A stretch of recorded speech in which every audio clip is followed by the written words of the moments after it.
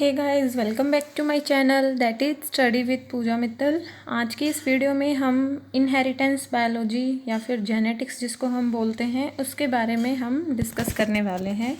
जितनी भी non Mendelian क्रोसिस हैं और या फिर उनको हम बोल देते हैं कि मेंडेलियन डेविएशंस, तो इसमें हम जो मैं टॉपिक पढ़ाऊँगी इसकी मेरी टारगेट ऑडियंस क्या रहेगी, जो भी CSIR JRF नेट लर्नर्स हैं वो, PhD एंट्रेंस वाले भी, masters entrance, under graduate academics, post graduate academics और जो भी दूसरा स्टूडेंट है जो लाइफ साइंस के कोई भी एग्ज़ाम को देना चाहता है। ठीक है, तो इनहेरिटेंस बायोलॉजी का जो मेन इन सब एंट्रेंसेस में क्वेश्चन आते हैं उस सब का कंटेंट ये है, ये इम्पोर्टेंट है। इस वाले से जितने भी एंट्रेंस के क्वेश्चन रहते हैं, MSc एंट्रेंस के, PhD एंट्रेंस के और MSc की क्लासेस में, वो इसमें से आते हैं। आप स्क्रीनशॉट ले सकते हो इसका। ठीक है, तो आज जो हम यहाँ पे पढ़ने वाले हैं वो पढ़ने वाले हैं, जैसा कि आपने देखा ही होगा टाइटल में, जीन इंट्रैक्शंस। आई होप आप लोगों को स्क्रीन काफ़ी सही दिख रही होगी। ठीक है, तो what is gene interaction? Mendel ने जो डाई हाइब्रिड क्रॉस दिया था, उस डाई हाइब्रिड क्रॉस का क्या रिजल्ट था? 9:3:1। ये था मेंडेलियन की डाई हाइब्रिड क्रॉस का रिजल्ट। बट मेंडल के बाद जो साइंटिस्ट आए उन लोगों ने इस क्रॉस के इस जो डाटा है, रेशियो है, इसके अलावा भी और डाटाज उन लोगों ने निकाले थे। तो वो डाटाज कैसे आए थे, क्या क्या मॉडिफिकेशंस हुई थी इस रेशियो की, वो सब आ जाती हैं नॉन मेंडेलियन कैरेक्टर या फिर मेंडेलियन डेविएशंस, कि मेंडल के बाद जो डेविएट हुआ सिस्टम वो सब। ठीक है, तो इनमें जो हम पढ़ते हैं epistasis, complementary gene interactions, additive gene interaction और काफ़ी सारी, वो सब आ जाएंगी। ठीक है, तो उससे पहले आज हम जानते हैं कि जीन इंट्रैक्शन होता क्या है। इसकी डेफिनेशन अगर आपके पेपर में पूछ ली जाए तो वो कैसे लिखनी है, या फिर अगर आपको कंसेप्ट का पता होना चाहिए तो वो कैसे होता है। तो सबसे पहली बात, अगर आपको नहीं पता हो तो मेंडल ने जो प्लांट लिया था पी का, वो पाइसम सेटाइवम लिया था, पी प्लांट। बट जो मेंडल के बाद मेंडल डेविएशन में जब वर्क हुआ उस टाइम स्वीट पी प्लांट लिया गया था जिसको बोलते हैं लेथाइरस ओडोरेटस। तो मेंडल ने लिया था पाइसम सेटाइवम, मेंडल के बाद लोगों ने लिया था लेथाइरस ओडोरेटस। ये अगर डिफरेंस ना याद रहे तो इस वजह से मैंने बताया है। और फर्स्ट टाइम जो जीन इंट्रैक्शन है, ये जो गेट का पेपर होता है और कुछ MSc के एंट्रेंस उनमें पूछ लिया जाता है कि first case of gene interaction was discovered by William Bateson and Reginald Punnett. ठीक है, तो Reginald Punnett and Wilson Bateson ने जीन इंट्रैक्शन का टॉपिक दिया था। जीन इंट्रैक्शन का मतलब क्या होता है कि दो जीन, जीन A और जीन B, ये रिस्पॉन्सिबल हैं एक सिंगल ट्रेट के लिए। ऐसे नहीं जैसे हम जो मोनोहाइब्रिड क्रॉस होती है उनमें क्या पढ़ते हैं, जैसे A है, कैपिटल A स्मॉल a, ये भी इसकी जगह छोड़ो, इसको रहने दो, जैसे कैपिटल T स्मॉल t ले लिया मैंने, ये भी बता रहा है प्लांट की हाइट, स्मॉल t भी बता रहा है प्लांट की हाइट। इन दोनों के बीच की इंटरेक्शन एक पार्टिकुलर ट्रेट के लिए है। अगर आपको ट्रेट, जीन, एलील इनके बारे में नहीं पता हो तो मैंने कुछ दिन पहले एक वीडियो डाली थी, मैं प्लेलिस्ट भी बना दूंगी, मैंने बनाई रखी है प्लेलिस्ट, उसमें आप देख सकते हो कि बेसिक टर्मिनोलॉजी ऑफ जेनेटिक्स, उसको देख लेना। आपकी जितनी भी 5-10 मिनट की वीडियो है सारी क्वेरीज क्लियर हो जाएंगी, कभी भूलोगे नहीं उन टर्म्स को। ठीक है, तो मैं प्लेलिस्ट का लिंक यहाँ पे ऊपर आई बटन में भी दे दूँगी। तो जीन A, जीन B, दो अलग अलग जीन हैं। इस जीन के एलील क्या हो जाएंगे, कैपिटल A स्मॉल a। ये बीन अलग जीन है, इसके allele capital B small b हो सकते हैं, बट ये हैं तो अलग अलग जीन है, तो ये एक अलग gene, gene A gene B, आपस में इंटरेक्ट करके एक पर्टिकुलर सिंगल ट्रेट को ये बता रहे हैं, उसको बोलते हैं जीन के बीच की इंटरेक्शन। व्हेन 2 और मोर डिफरेंट जीन्स और non allylic gene, non allylic क्यों बोला, टर्मिनोलॉजी क्लियर है तो समझ में आ जाएगा। जीन A के जो कैपिटल A स्मॉल a हैं ये हैं एलेलिक जीन, और जीन B के कैपिटल B स्मॉल b हैं allylic gene, but capital A और कैपिटल B आपस में है non allylic gene. So non allylic gene influence a single trait is called gene interaction. ठीक है, तो ये थी जीन इंट्रैक्शन की बात। सो दे ऑब्जर्व दैट, जो ये साइंटिस्ट थे Reginald Punnett and Wilson Bateson, इन लोगों ने क्या ऑब्जर्व किया था, gene A and gene B are contributing in the production of purple flower colour. So gene A gene B, उन लोगों ने लेथायरस ओडोरेटस के फ्लावर कलर के ऊपर वर्क किया था। उन्होंने ये देखा था कि दो जीन्स हैं, जीन ए जीन बी, ये दोनों आपस में रिस्पॉन्सिबल हैं एक पर्टिकुलर कलर के लिए। वो कलर कौन सा है, पर्पल कलर। कैसे इन्होंने कैसे ये दिया था प्रोसेस, जैसे कि ये यहाँ पे स्टार्टिंग में हमने लिया एक वाइट फ्लावर, ठीक है, एक वाइट फ्लावर हमने ले लिया। इसमें क्या है, कलर सबस्ट्रेट जैसे ये 1 है, इस पे जीन ए आया, जीन ए जैसे कि कैपिटल ए स्मॉल ए या दोनों कैपिटल ए। यहाँ पे ध्यान रखना कि दोनों स्मॉल ए नहीं है, या तो हेटेरोजाइगस डोमिनेंट है या फिर होमोजाइगस डोमिनेंट है। हेटेरोजाइगस होमोजाइगस का भी नहीं पता तो वो आप वीडियो जरूर देख लेना, बेसिक टर्मिनोलॉजी ऑफ जेनेटिक्स, ठीक है। तो जीन ए रिस्पॉन्स बनाता है एंजाइम E1। एंजाइम E1 जब प्रेजेंट है तब बनता है वाइट का वाइट फ्लावर ही बनता है, ठीक है।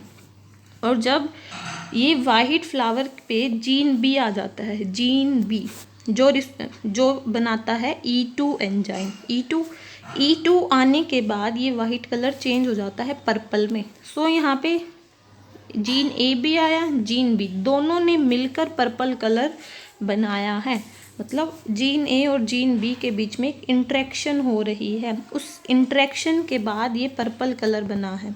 अगर ऐसे हो कि जीन ए एब्सेंट हो या जीन बी एब्सेंट हो, या फिर इनके अंदर जैसे डोमिनेंट ट्रेट की जगह अगर रिसेसिव ट्रेट हो तो क्या होगा, उसके बारे में हम आगे पढ़ते हैं। देखो जैसे कि यहाँ पे हमने देखा कि एलील ये heterozygous, capital A small A, allele दोनों कैपिटल ए, मतलब होमोजाइगस डोमिनेंट, क्या बनाते हैं, एंजाइम E1 का प्रोडक्शन, एंजाइम E1 का प्रोडक्शन।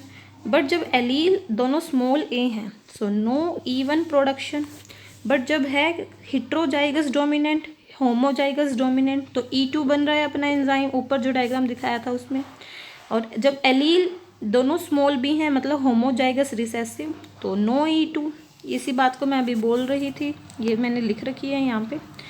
तो हमने यहाँ पे जैसे एग्जाम्पल के लिए एक प्लांट लिया, कैपिटल ए स्मॉल बी, और यहाँ पे स्मॉल ए कैपिटल बी, ठीक है। जो F1 जनरेशन बनी इसमें दोनों डोमिनेंट आ गए, कैपिटल ए कैपिटल बी। तो यहाँ पे अपने सारे फ्लावर्स कैसे बने, पर्पल कलर के। बट हमने क्या पढ़ा है कि ये दोनों कैपिटल हैं जब ही अपना बन रहा है पर्पल। बट इनमें से वो कंडीशन हम आगे देखते हैं कि अब हमने F1 की, अब यहाँ पे सेल्फिंग का मतलब पता है, F1 में जो ये पर्पल कलर आया इसी को आपस में क्रॉस किया।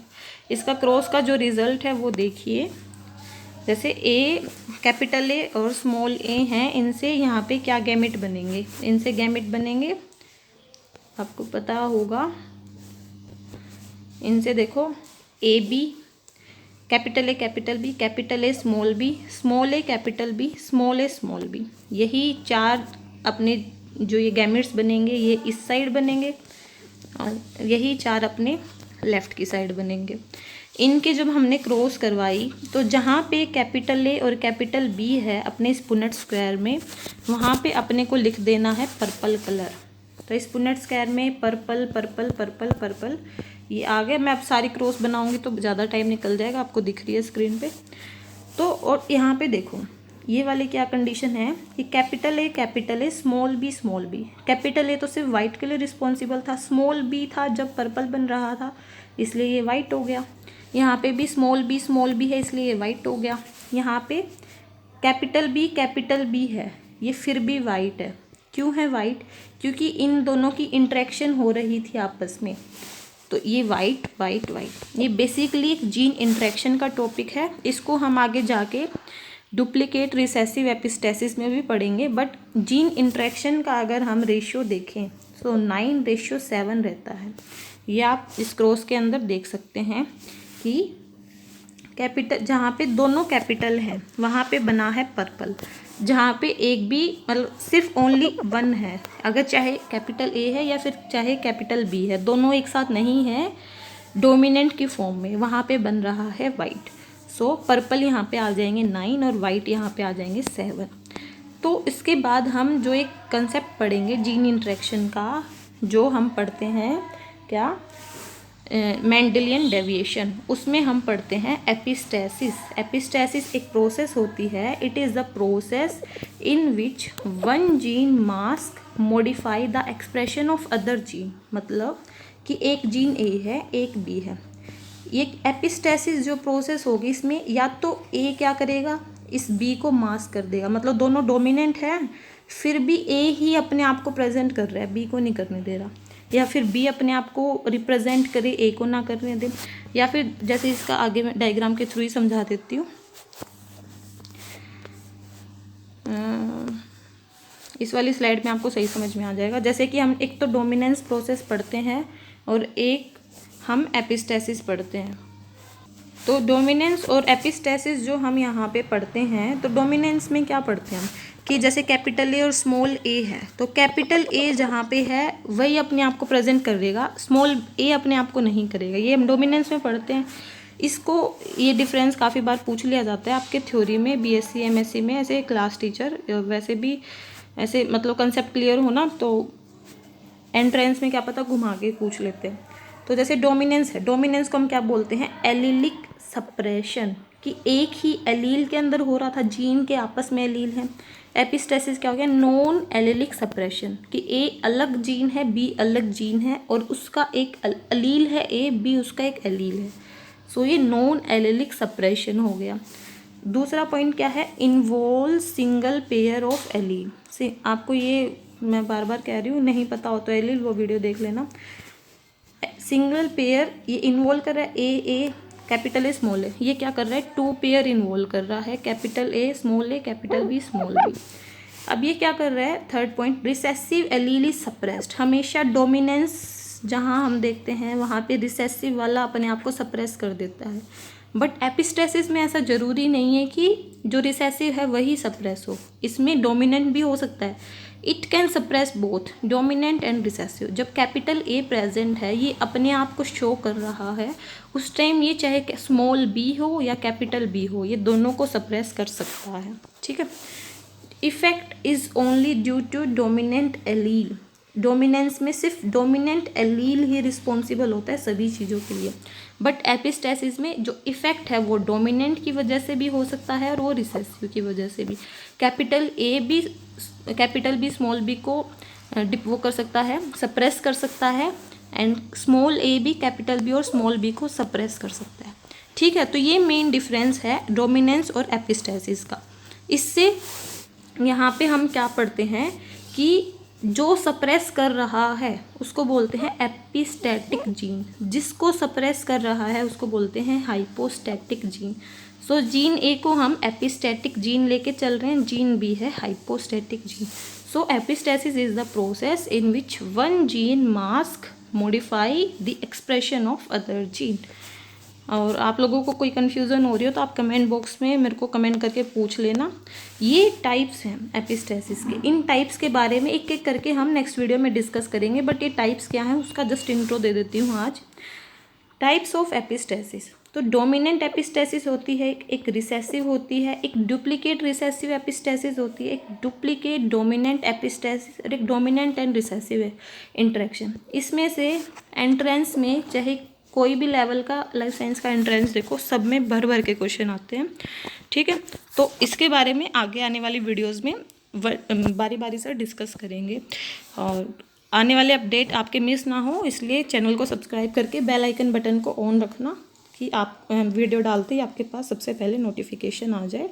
और वीडियो अच्छी लगी है तो लाइक कर देना, अपने फ्रेंड्स के साथ शेयर कर देना, और टेलीग्राम पे मुझे study with Pooja Mittal channel पे ज्वाइन कर लेना। ठीक है, so keep watching, keep supporting. Thanks to all.